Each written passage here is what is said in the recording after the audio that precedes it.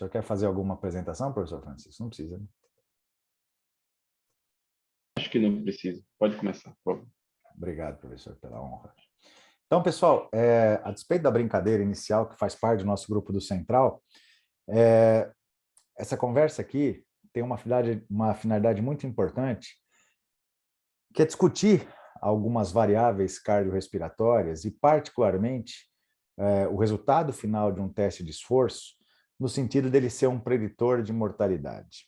Esse paper saiu em 2018 e eu, particularmente, achei essa discussão muito interessante e achei que isso, eu e Francisco discutindo, a gente achou que caberia discutir isso para que nós todos aqui pudéssemos refletir sobre o assunto. Então, nós vamos falar do como o teste de esforço, e aqui nós estamos exclusivamente falando do teste de esforço máximo, mas podemos extrapolar na discussão para outras variáveis.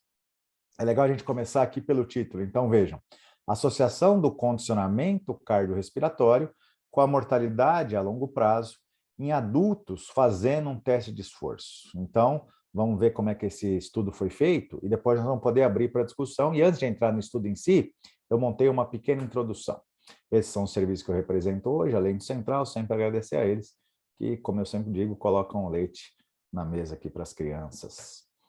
Como eu sempre falo, se a gente vai trabalhar com exercício, né, a gente vai se jogar para reabilitar quem está doente, vai condicionar quem precisa, vai treinar um indivíduo que quer melhorar a sua condição física, você tem uma baita responsabilidade. E essa baita responsabilidade que você tem associa-se com o seu poder de entender aquilo onde você está mexendo. Então, a gente tem que ter uma sanha, uma demanda, uma vontade muito grande de entender melhor as variáveis da fisiologia que a gente pode aplicar no exercício e aí fazer uma prescrição muito mais ajustada. O que eu quero dizer com essa fala é o seguinte: um teste de esforço, por mais que ele seja relativamente simples na forma de execução, você coloca alguém fazendo um exercício, vai aumentando a intensidade aos poucos, vai vendo o que acontece, seja inclinação, seja velocidade, seja tempo, você vai acompanhando as variáveis cardiovasculares e vai vendo o que acontece. É claro que se você extrapolar o teste de esforço para um teste cardiopulmonar, ele vai ter muito mais variáveis para serem avaliadas, mas o que eu sempre digo é a mesma coisa. Se eu tenho dificuldade para avaliar o teste que é menos complexo, vai ser muito mais difícil ainda quando eu for me jogar para avaliar um teste muito mais cheio de variáveis. Então, o que eu estou dizendo para vocês é, a aula de hoje vai se ater exclusivamente a 2 parâmetros importantes que eu acho para a gente poder melhorar o conhecimento meu, de todos que estão aqui, sobre esse assunto. Então, vamos entrar na viagem e entrar naquela discussão que a gente sempre faz, eu mesmo sempre uso esse slide, que a gente fala o seguinte: é muito legal quando eu trabalho com um indivíduo muito frágil, muito doente, muito sintomático, e essa frase é bastante importante, o indivíduo muito sintomático, ele sempre tem que ser assumido como um indivíduo de maior risco. E se esse cara tem muito sintoma, cansaço aos mínimos esforços, uma astenia muito grande, uma indisposição física muito significante, ter um teste de esforço máximo feito em ambiente seguro, e considera-se seguro o ambiente que tem a presença de desfibrilador, suporte médico, eventualmente suporte hemodinâmico, terapia intensiva, porque se você pega um cara muito sintomático, esse é um indivíduo que todas as diretrizes classificam como um indivíduo de maior risco. E se esse cara tem maior risco, qual é a lógica de um teste de esforço? Vê se durante esse esforço máximo que deve ser feito durante o teste, máximo que a pessoa tolera, desde que o teste seja feito com qualidade, se surgem durante esse esforço máximo, que você aumenta a demanda de oxigênio do músculo cardíaco, se surgem eventos adversos, como, por exemplo, as arritmias induzidas pelo exercício, para que a gente possa ter a certeza de qual é a frequência máxima do indivíduo, para que a gente possa ver qual é o grau máximo de tolerância que ele tolera, justamente para que a gente possa fazer nossa prescrição. A nossa prescrição de exercício em programas de reabilitação sempre é feito dentro do que a gente chama capacidade funcional útil. O que é a capacidade funcional útil? Aquela em que o indivíduo treina numa zona que a gente chama de segura. Porque existem 3 capacidades físicas funcionais quando eu penso em reabilitação. A capacidade funcional máxima, o máximo que a pessoa tolera no exercício, por exemplo, de frequência cardíaca. Existe a capacidade funcional limite. Vamos assumir que nesse teste, durante o decorrer do teste, aparece uma dor no peito, aparece um infra de segmento ST, e nós acabamos de descobrir, vamos supor que esse infra apareceu aos 136 batimentos. Você sabe agora que a capacidade funcional limite para o programa de reabilitação é 136. Então, olha o que eu estou dizendo para vocês. Um teste de esforço pode nos fornecer 3 capacidades funcionais, 3 capacidades físicas. A primeira, a capacidade funcional máxima, o máximo de esforço, de frequência que o indivíduo tolera. A capacidade funcional limite, aquela em que aparecem os primeiros sintomas da isquemia, por exemplo, a angina, a dor no peito, né? A alteração eletrocardiográfica, normalmente um infra de segmento ST, e a capacidade funcional útil, que está abaixo da máxima se o teste for negativo para a isquemia, ou abaixo da limite se o teste for positivo para a isquemia. Toda a prescrição da reabilitação é feita dentro da capacidade funcional útil. E ter parâmetros de segurança para você identificar essa capacidade útil é muito importante. Então, se eu estou fazendo um teste submáximo, um teste de caminhada, um teste que não tem monitorização eletrocardiográfica, eu estou sujeito a não descobrir qual é o limite. O limite se manifesta ou com dor ou com alteração eletrocardiográfica, ou com cansaço muito desproporcional para aquela carga de trabalho. Mas o eletro acaba sendo muito interessante para poder excluir o evento isquêmico, porque muitas vezes já está acontecendo a isquemia, às vezes o eletro nem está mostrando e o sintoma também não veio. Então, se você chega no momento em que você atinge o limite, que o eletro já se alterou, isso tem que chamar a atenção de todos nós. Então, o teste é uma ferramenta muito importante para nos dar segurança quando o indivíduo é muito sintomático. E ao contrário, se o indivíduo é oligossintomático, tem pouco sintoma, o teste começa a ser menos importante, porque esse paciente normalmente é um paciente de baixo risco. Quanto maior a capacidade funcional do indivíduo, mais tranquilo é o fato de você poder reabilitar ele em grupo, à distância. Agora, se o cara tem uma capacidade funcional muito baixa, esse teste ganha uma importância muito grande. Não quer dizer que você não possa reabilitar sem ter, mas sem dúvida é muito mais voo de cruzeiro se você tem. Então, a gente quer saber muito nesse teste qual é a capacidade funcional do cara. E essa capacidade funcional vai nos contar uma história, como vocês vão perceber. A ciência já deixou exaustivamente na DAC, na população em geral, que quanto mais fraca a pessoa é, mais ela morre. Exaustivamente, esse slide eu já apresentei centenas de vezes, porque, como eu disse, é um dos estudos que são balizadores, assim, para a gente falar de tolerância ao exercício e mortalidade. Assim como um outro balizador é o estudo do professor Myers, que mostra quem tolera mais esforço morre menos. Seja pessoa normal ou pessoa com doença cardiovascular, a pessoa que tolera menos esforço morre mais. Quem tolera mais esforço, a gente sabe disso, lá, 2002, já está bem publicado, que a pessoa que tolera mais esforço, mesmo sendo um indivíduo com uma cardiopatia importante, é um indivíduo que morre menos. Então, você pensa assim, o cara tem insuficiência cardíaca, o cara tem arritmia, o cara tem valvopatia, o cara já infartou, seja o que for que ele tem de doença do coração, você já tem que corrigir, esqueça toda a doença. O cara tem doenças de base importantes, mas ele tem uma boa tolerância ao exercício, esse cara morre menos. Então, olha que coisa que é libertadora.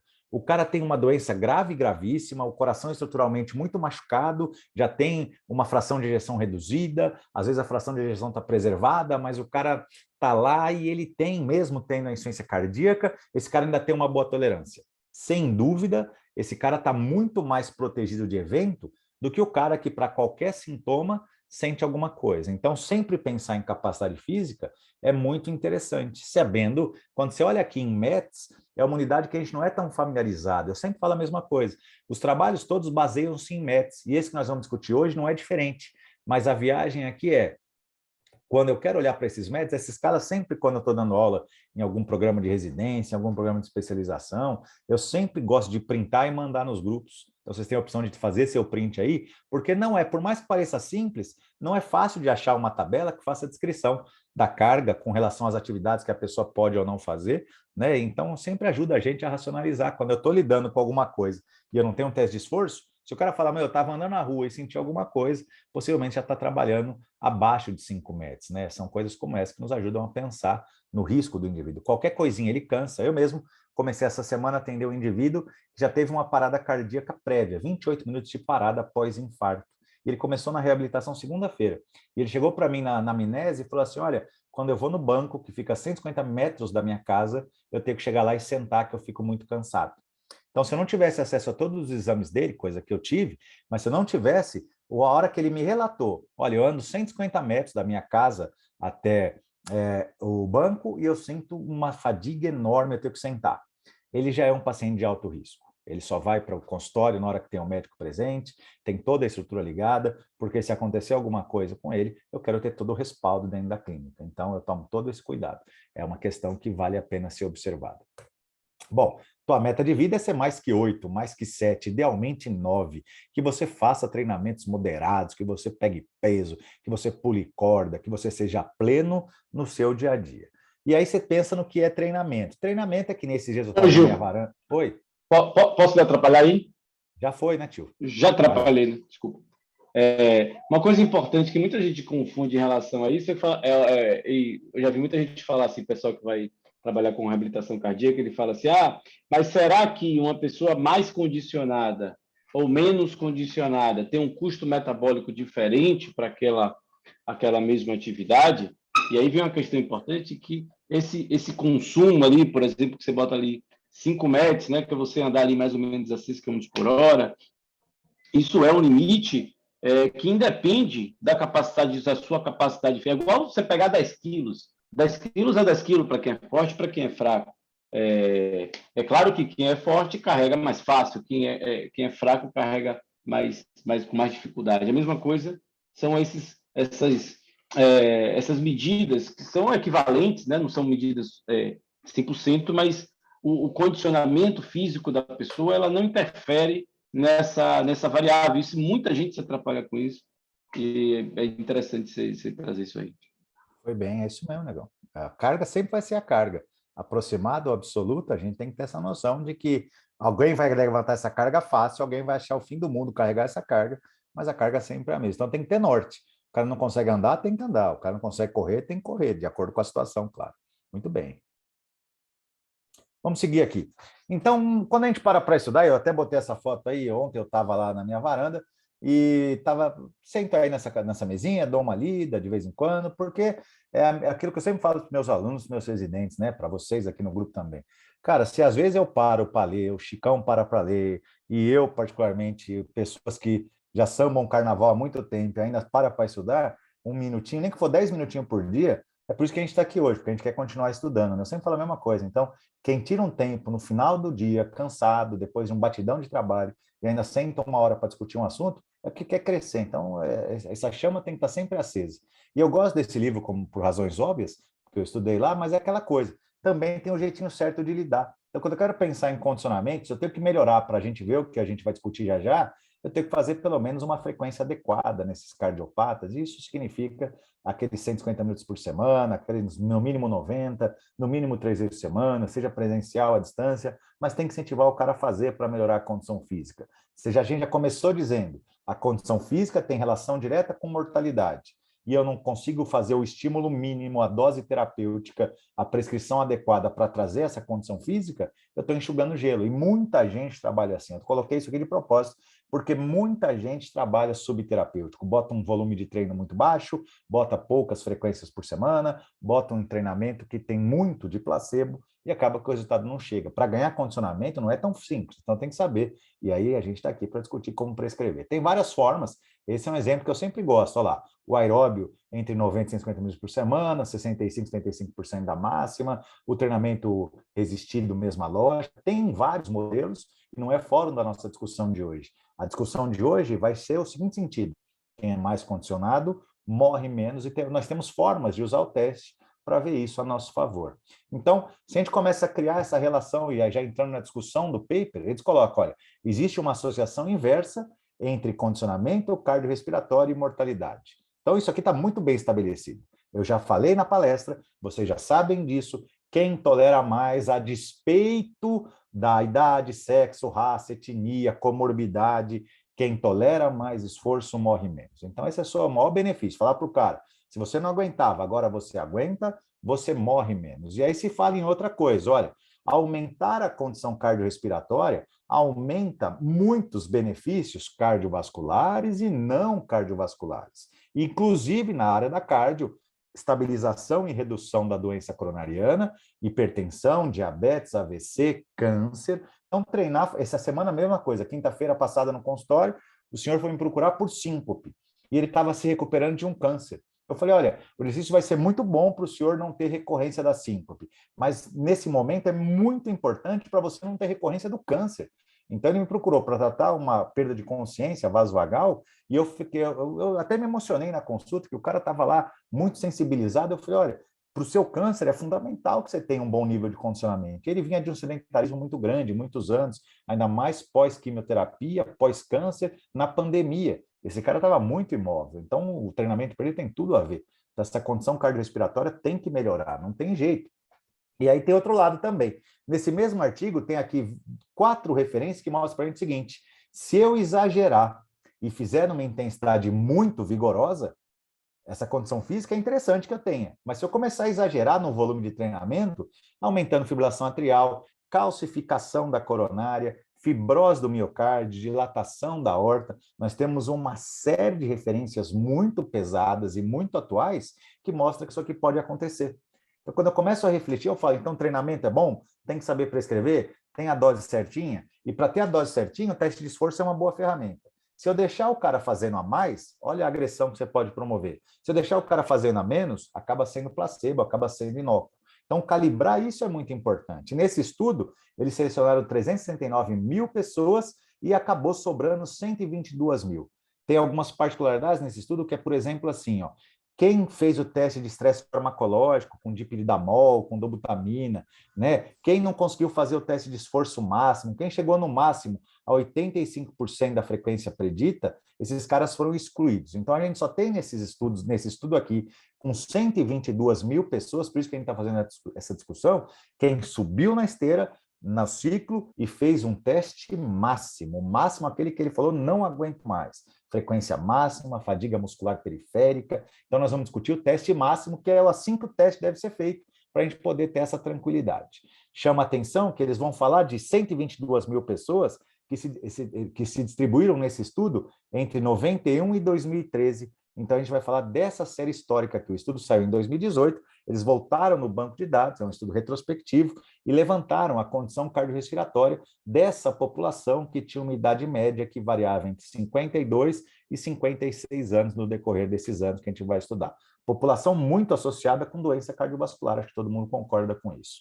Por que eles iam fazer o teste de esforço? E olha como a gente tem que refletir numa coisa que talvez nem todo mundo esteja habituado.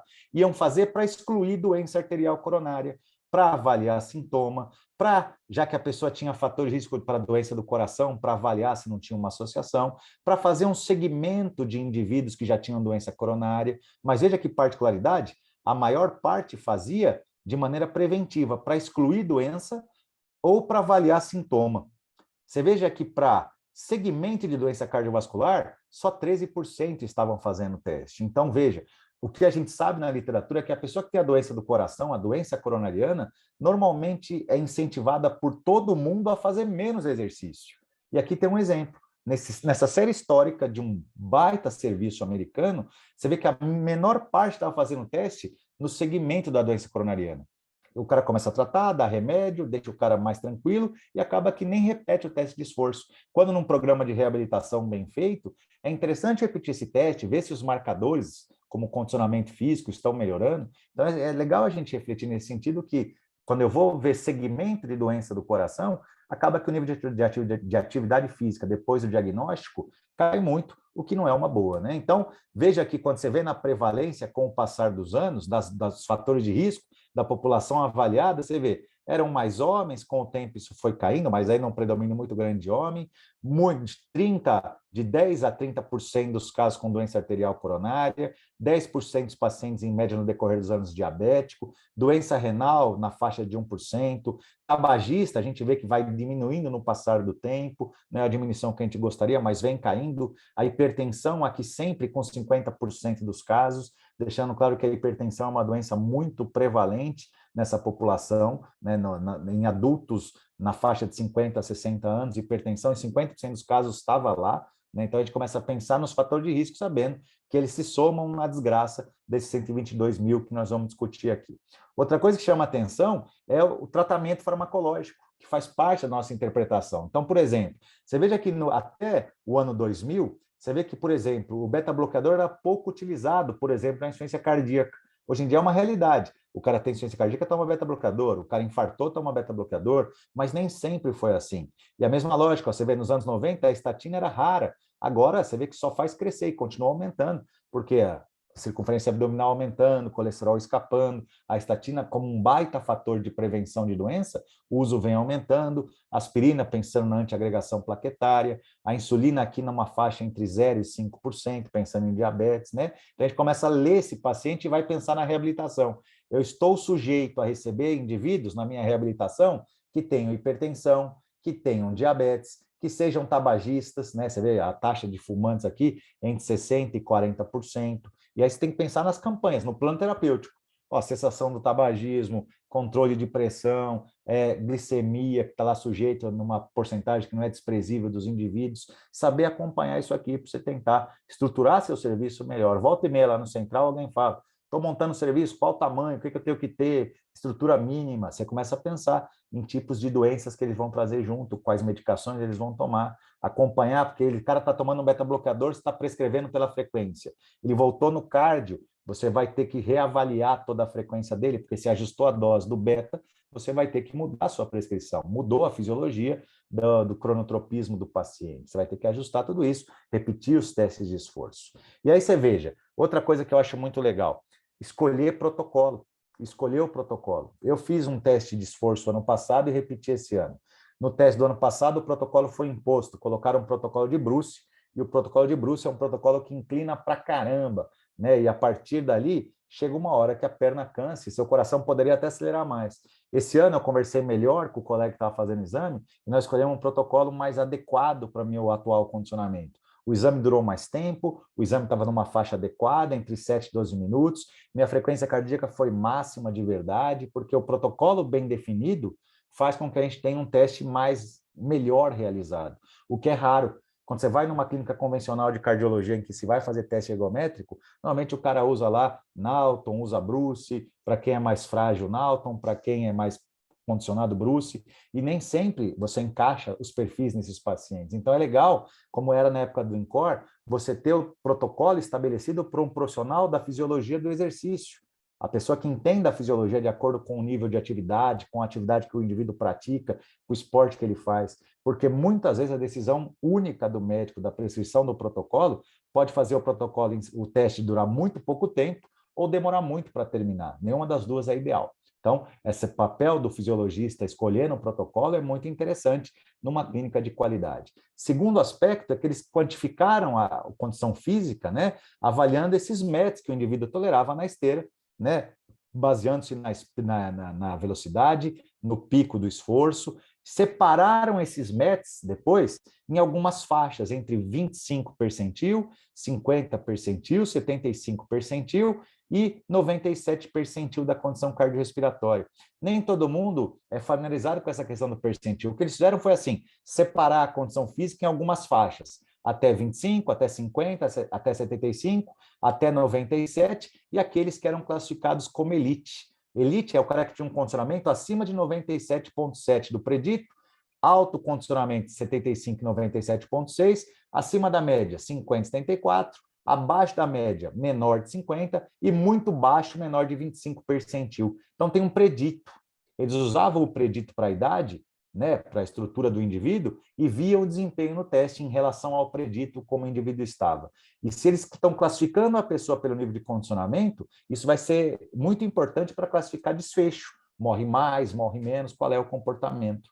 Então, percebam, eles usavam essa fórmula que vinha do hospital de veteranos, né, nos Estados Unidos, os hospitais de veteranos são muito fortes, e essa fórmula para o homem, usando essa fórmula de St. James, era mais ou menos 18,7, né, para achar os METs estimados, menos 0,15 vezes a idade. E para a mulher, 14,7 menos 0,13 multiplicado pela idade. Então, fórmula simples que você tem como usar. Ao pegar o teste de esforço, você tem o valor do teste e você vai ter um valor predito para poder comparar o valor que foi obtido no teste de esforço máximo, o valor máximo no teste de esforço, com o valor predito máximo para aquela pessoa. Esse cálculo é importante para você encaixar as pessoas no perfil que elas deveriam ter. Então, eles usavam essas percentais, faziam a fórmula, vou mostrar um exemplo aqui, né, em relação dos METs que a pessoa obteve no teste, aos METs que seriam estimados pela fórmula. Isso multiplicado por 100, você tem um valor absoluto aqui. Então, veja o que se fazia para achar, classificar as pessoas naqueles percentil abaixo de 25, maior de 97,7, pegavam os METs do teste de esforço em relação aos METs estimados por essas duas formas. Vocês estão vendo aí, acho que vocês já deram um print na tela, essa altura do campeonato. E aí você pega um teste que o professor fez, o Juliano fez, esse que vos fala, há alguns anos atrás. Esse teste foi feito alguns anos atrás, eu usei ele em 2018 para dar essa aula. Nesse teste eu tive um desempenho de 15,8 METs. Então não estou discutindo se é bom ou ruim, mas foi o desempenho que eu tive durante esse teste de esforço. Beleza, bacana. Quando você vai aplicar a fórmula, você vai fazer o quê? 18,7 menos 0,15 multiplicado pela idade. Nessa época, eu tinha 42 anos, então isso aqui faz ali fácil 3 anos atrás, 4 anos atrás. Estou fazendo 46 esse ano. E quando eu fiz essa fórmula aqui, aos 42 anos, a conta que eu achei foi essa aqui. Os METs estimados para mim eram 12,4 para a minha idade na época desse teste. Por isso que eu estou usando. O teste é desse ano, a minha idade era essa. Esse era o meu estimado lá em 2018. E quando você olha para cá, os METs que eu obtive pelos METs estimados, qual é a conta? 15,86 dividido por 12,4, multiplicado por 100. E essa conta está dando aqui, ó, 27% além do 100%. Eu estou acima do que era o meu predito. Então, nesse momento, eu tive 127,9% do meu predito. E como é que eu classifico isso, então? Se nessa época, quem tinha mais de 97,7% do predito era classificado como elite, neste momento, em 2018, eu poderia me classificar como bem condicionado. Consequentemente, a despeito de comorbidades, história familiar terrível, ao manter um bom nível de condicionamento, acima de 97,7% do predito, eu estou ali me colocando numa faixa protetora, se é isso que os resultados vão se mostrar. E quando você olha para cá, nessas populações, é legal notar, a despeito do fator de risco, pessoal, IMC, doença arterial coronária, já ter feito vascularização, angioplastia, ter diabetes, hipertensão, colesterol, doença renal, ter sido tabagista, o legal é você notar, quando separam os grupos, as 122 mil pessoas, em relação à performance, que o grupo elite, o grupo autocondicionamento e o grupo elite sempre tinham taxas muito baixas dessas comorbidades. Por exemplo, o MC, ó, no grupo baixa performance, nós tínhamos aqui uma quantidade interessante de gente com IMC na faixa de 31. Né? Então, quanto mais descondicionado, normalmente maior é o IMC. Por outro lado, quanto mais treinada a pessoa normalmente o IMC vai puxando para o eutrofismo. Mas eu chamo a atenção que mesmo acima da média, mesmo alto condicionamento, ainda tem um IMC de sobrepeso. Claro que o IMC não é absoluto para ver gordura, mas é aquela coisa bacana de você pensar. Às vezes a presença de sobrepeso, ela pode ser menos arriscada quando você tem um bom nível de condicionamento. Então pensa, mesmo a pessoa com sobrepeso, já com doença do coração, já hipertensa, já dislipidêmica, já sendo tabagista ou tendo fumado, se a pessoa tem um alto nível de condicionamento, mesmo trazendo as comorbidades, o risco de eventos é menor. E essa é uma coisa que nós vamos ver daqui a pouquinho, mas fica claro aquilo que a gente tem que ter como meta de tratamento. Vamos pegar, por exemplo, o diabetes. Ó, quem era mal condicionado, nós tínhamos aqui 21,9% de pessoas diabéticas. Conforme a pessoa vai ganhando condicionamento, nós temos aqui, ó, 2,4% de pessoas diabéticas. Então, se você consegue pegar um cara que tem doença coronariana aqui, ó, 22% na pessoa de baixo condicionamento, 9% na pessoa de treinamento em maior intensidade, que se mantém bem condicionada. Então, você vai vendo que com o IMC, mesma lógica, na dislipidemia, aí chama atenção para esse dado, olha, na população, 27%. Quem é mal condicionado, 25%. Você vê que depois aqui, ó, mesmo treinando em alto nível de condicionamento, mesmo as pessoas de elite, ainda tinha uma grande proporção de dislipidemia. É aquela discussão. Treinamento para controlar a LDL não é tão fácil quanto os livros dizem que é. E esse estudo com 122 mil pessoas mostra isso. A gente sempre vê nos papers, olha, quem treina baixa LDL, aumenta HDL, mas não é tão fácil de induzir isso. Porque depende da alimentação, depende da genética, e a genética é muito pesada na síntese de LDL. Então, entender essa de gordura, né, de colesterol ruim. Então, chama a atenção que mesmo alto nível de condicionamento, é difícil você abaixar esse LDL como a gente às vezes quer vender, como se fosse a maior facilidade do mundo. A dieta acaba sendo muito importante nisso. Tudo bem, pessoal? Então, para a gente refletir. Outra coisa é mortalidade. Aqui já trazendo o achado do estudo. O que a gente está discutindo um paper hoje é um brainstorm, é um café com ciência ou um jantar com ciência. Veja que no grupo baixa performance, 23% de mortalidade. No grupo elite, 2%. Nós estamos falando de uma coisa 10 vezes menor. E você veja, quanto mais condicionado, menor é a mortalidade. Ter alguém abaixo da média ou muito mal condicionado em relação ao predito significa ter uma pessoa morredora. E quem vai estar muito mal em relação ao predito? Quem tem uma baixíssima tolerância aos esforços. Então, de novo, as diretrizes, as recomendações vão se fechando. Pessoas muito sintomáticas morrem muito mais. E isso se mostra aqui, ó, 23% contra 2% para quem tinha um alto grau de tolerância aos esforços. Isso não é ungido. A pessoa tolera bem os esforços porque ela treinou para isso, né? Então, você veja, nesse estudo, de novo, muito legal de ter, porque eles conseguem classificar a condição cardiorrespiratória pela idade e pelo sexo. Em METs, eles estão usando aqui os METs para descrever. Veja aqui, uma pessoa na minha faixa 40 a 49, que consegue ter um desempenho acima de 13,3, é uma pessoa classificada como uma pessoa que morre menos e que está ali, do ponto de vista de carga metabólica, adequada. E vão classificando assim, uma pessoa que tolera menos de 9 METs, aqui na minha faixa etária, já é classificada como abaixo da média.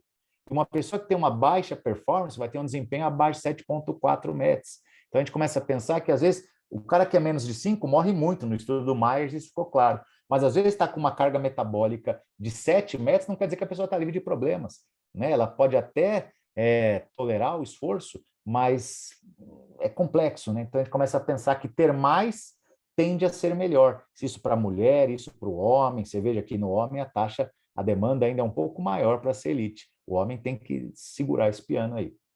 E aqui fica claro, probabilidade. Aí chama atenção, olha, quem é que sai do grupo? Quanto mais inclinado, mais gente morreu. Você vê que aqui está todo mundo meio misturado. O elite e o alto grau de condicionamento estão muito próximos um do outro. Quem está acima da média já deu uma caidinha, mas não baixou aqui de 95%. Então, no segmento em 10 anos, ter um condicionamento acima da média, alto ou elite, já te afasta do problema. Mesmo abaixo da média, você ainda está lá relativamente próximo, na faixa de 90%. Mas quando você é mal condicionado e tolera muito pouco exercício, você vê que a sua mortalidade em 10 anos já está ultrapassando 20%, especificamente aqui 23,9%. Então, quem tolera muito pouco morre mais. Se o cara sai do low, do baixíssimo, e entra no abaixo da média, olha o salto que ele já deu de longevidade no passar dos anos. Então, qualquer ganho de condicionamento é melhor do que não haver ganho de condicionamento. Isso, de novo, um estudo populacional com 122 mil pessoas. E se eu separo por doença, por exemplo, aqui, ó, doença coronariana, só doença coronariana, quanto o risco absoluto aqui igual a 1, quanto mais condicionado você se afasta do risco. Então, veja, se já tem uma queda importante do que era baixo condicionamento para estar abaixo da média, já diminuiu muito o risco. Se você consegue chegar na média, já diminuiu mais ainda. Mas se você tem um alto nível de condicionamento ou está na elite, você está no mesmo degrau. Então, você tem que buscar o quê? Desse cara que tem baixo condicionamento, chegar no alto condicionamento. Mas se você chegar aqui, já fez um baita benefício para ele. Olha o B. O B é diabetes, mesmo padrão. Conforme você vai ganhando condicionamento, a pessoa estabiliza, que entre o alto e o elite, você atingir o seu objetivo. Talvez o cara não precisa chegar aqui pelo risco de lesão, mas aqui é uma meta muito interessante. Olha a redução para diabéticos pensando em mortalidade. Veja o terceiro, quando eu olho para hipertensão. Quanto maior, aí já tem uma diferença mais marcante, quanto mais condicionado, menor é o risco de morte. Quanto maior condicionado um hipertenso, menor a chance dele morrer. Quanto mais condicionado um paciente com DAC, menor a chance. Quanto mais condicionado um diabético, menor a chance. E a mesma lógica para a dislipidemia. Quanto mais condicionado, menor a chance dele morrer. Então, vamos pensar que o colesterol de alguém que você trata é discretamente mais alto, a pressão é discretamente maior. Se você atingir um melhor nível de condicionamento, essa pessoa simplesmente, mesmo continuando hipertensa, morre menos.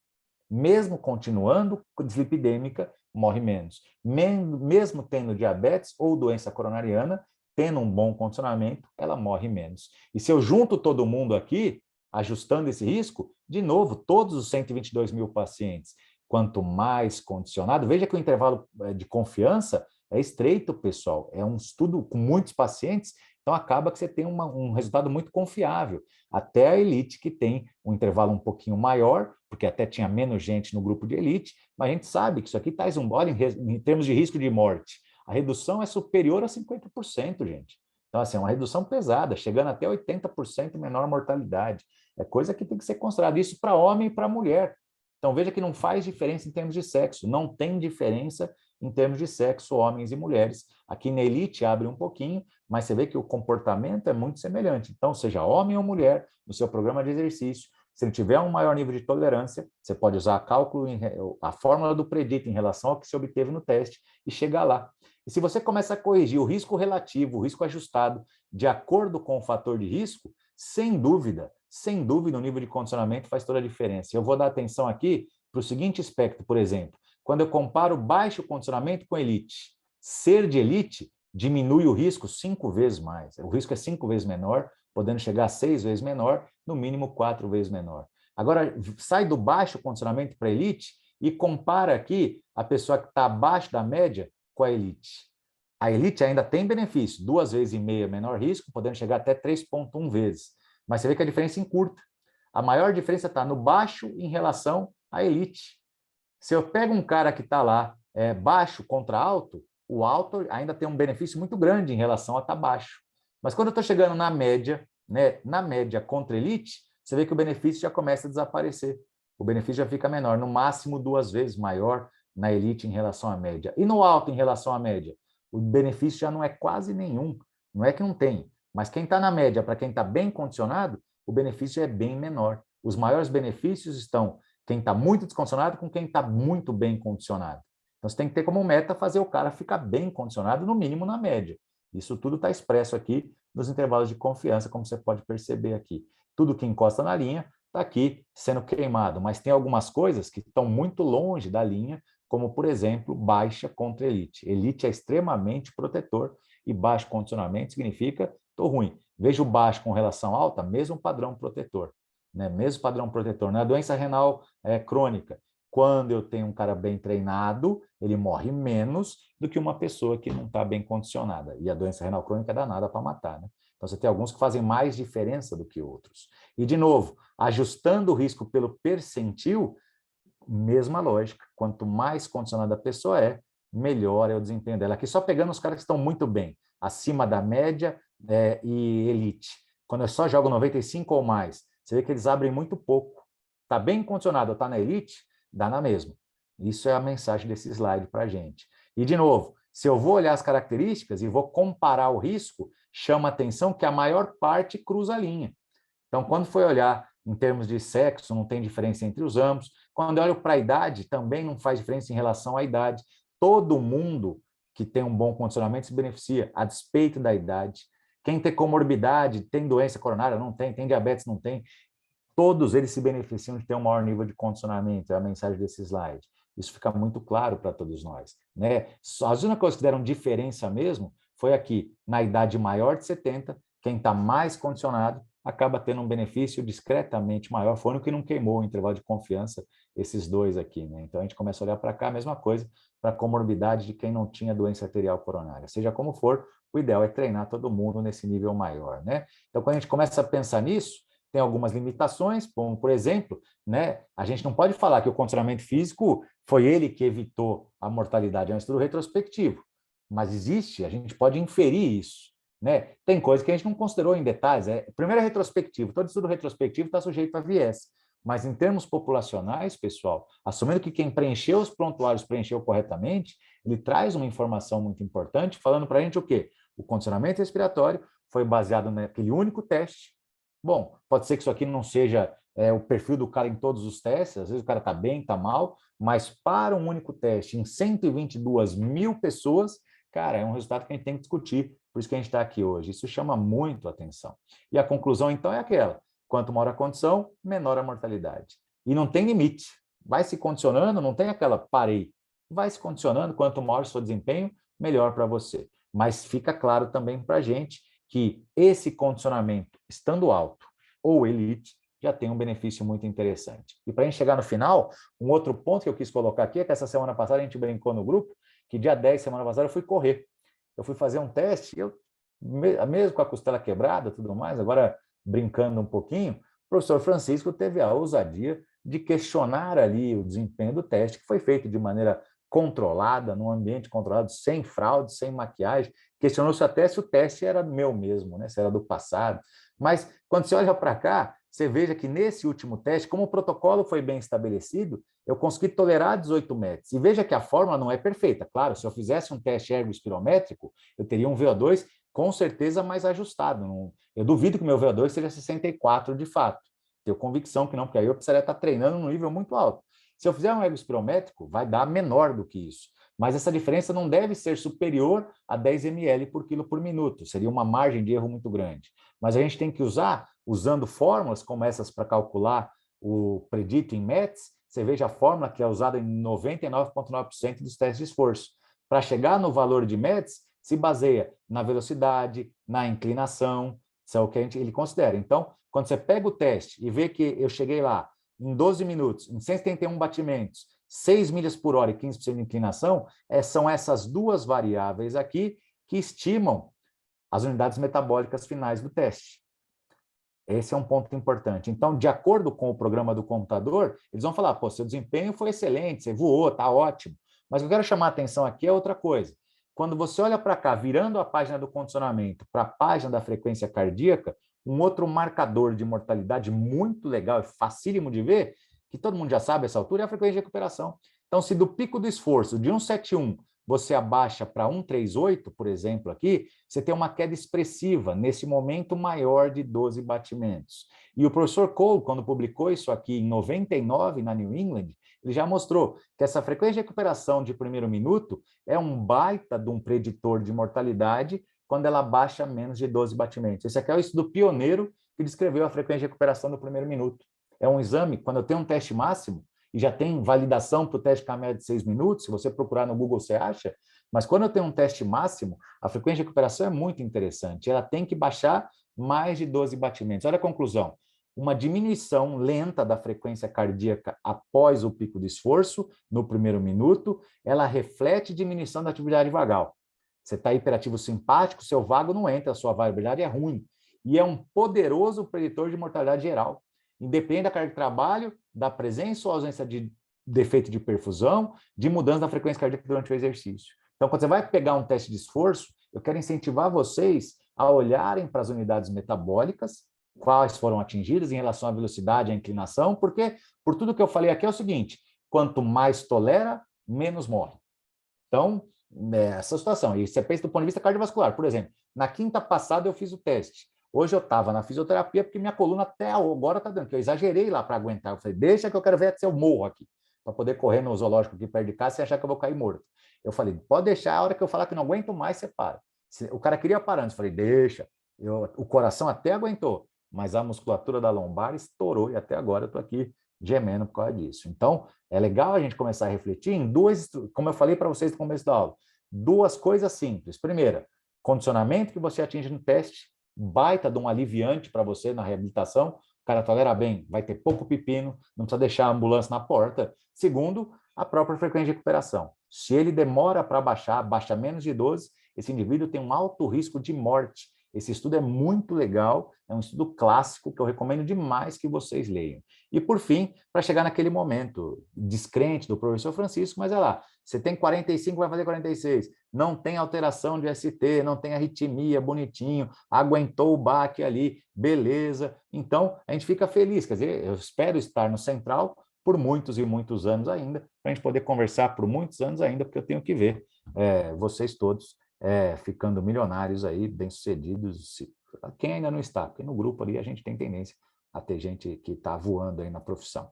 Então, para terminar sempre essa reflexão, lógico que a gente vai falar disso, a gente está aí para dia 7 de abril começar a nossa quarta turma de reabilitação cardiovascular para falar de hipertensão, diabetes, DAC, IC, marca-passo CDI, avaliação física, coisa que o Chico domina aí melhor que todos nós, e ainda tem esses bônus, o curso de fisiologia cardiovascular, a variabilidade, tudo aqui. Então, se eu soubesse, não tinha pago esse, que você vai ganhar agora. Pois é.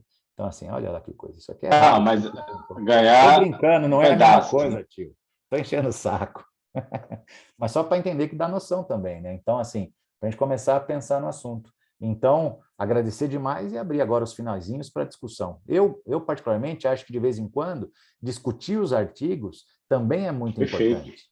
Foi né? muito Não é boa, só a muito gente bom. ficar na aula assim, é parar num artigo, começar a pensar nele, e essa leitura crítica, sem ser o dono da verdade, mas para a gente poder discutir. E muito foi motivado isso para poder esfregar na cara de Francisco que o teste é verdadeiro, como ele alegou que era um teste falso.